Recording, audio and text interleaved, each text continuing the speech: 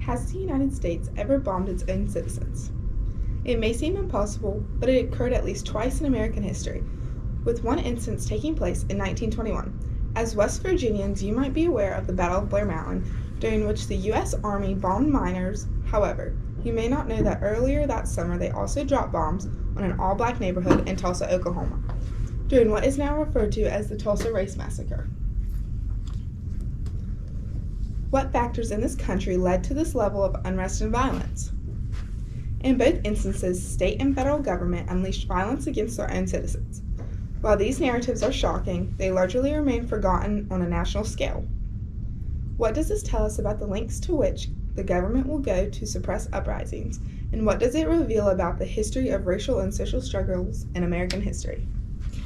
In the early 20th century, the Greenwood District in Tulsa, Oklahoma was one of the most prosperous black communities in the United States, known as Black Wall Street. It was a place where black Americans thrived. Within Greenwood, one could find black-owned businesses, banks, theaters, restaurants, and professionals who built a self-sustaining community despite the pervasive racial segregation and systemic discrimination of the era.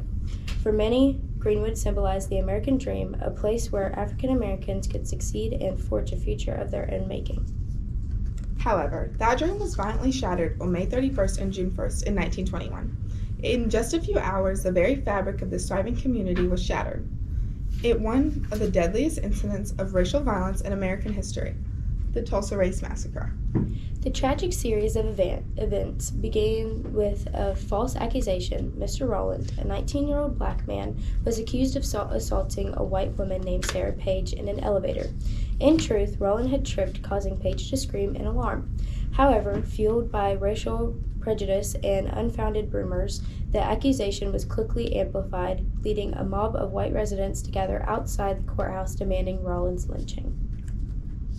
When a group of black residents, including World War I veterans, arrived at the courthouse to protect Rowland, tensions escalated. What began as a confrontation quickly spiraled into a violent massacre. Armed white mobs, some deputized by local authorities, stormed the Greenwood district, looted businesses, burning homes to the ground, and killed an estimated 300 black residents. The destruction was not limited to ground level. Airplanes, possibly supplied by local law enforcement, were used to drop incendiary devices, making this one of the few instances in U.S. history where aerial attacks were directed at civilians. In less than 24 hours, one of the wealthiest and most successful black communities in America was reduced to rubble.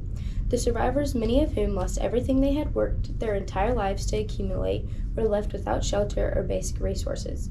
Many Greenwood residents were detained in internment camps, and the city of Tulsa offered no aid. Shockingly, or not shockingly, no one was held accountable for the deaths and destruction. Local authorities not only failed to protect the victims, but also played an active role in the violence.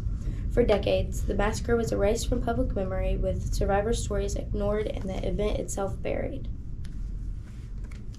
This tragedy was not an isolated incident, but part of a long and painful history of racial violence that has plagued America.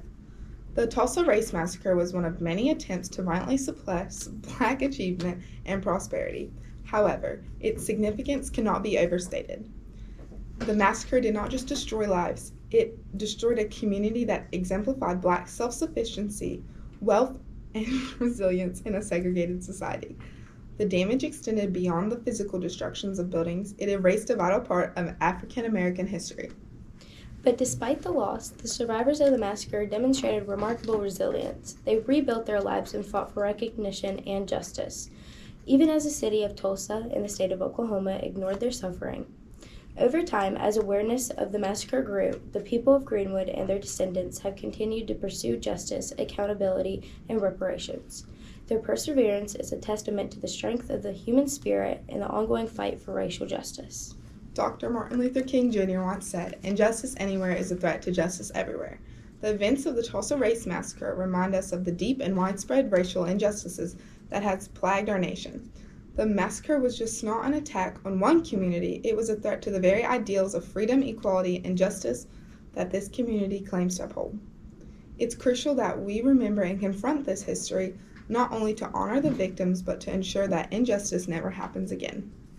The tragedy of the Tulsa Race Massacre may have been buried for many years, but its legacy remains alive today. It serves as a reminder of the fragility of the Black progress in America and the ongoing struggle for racial and economic equality. As we reflect on this painful chapter, we must also acknowledge that the fight for justice and equality is far from over. We must ask ourselves, how can we ensure the Black communities are never again subjected to such violence? How can we address the systemic inequalities that persist today?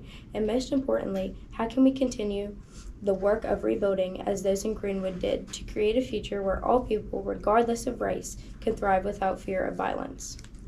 The story of Greenwood, of the lives lost in the massacre, and the resilience of its people must be told, remembered, and acted upon. The Tulsa Race Massacre may be a painful part of our past, but it must serve as a powerful call to action for justice, truth, and reconciliation in the present. As you bring your attention to the board, you see now that this tragic massacre now lays as a highway. If you look below, you'll see the two remaining survivors to this day, Viola Fletcher and Leslie Randall. This was them back whenever the massacre had occurred, and this is them now thriving, bringing justice to the communities they lost back then.